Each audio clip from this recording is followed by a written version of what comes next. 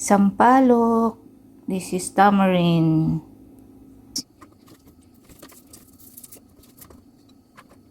Ginger, onion, and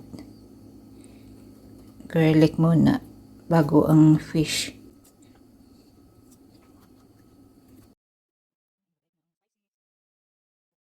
Tamarind paste, ground black pepper, salt, and allspice.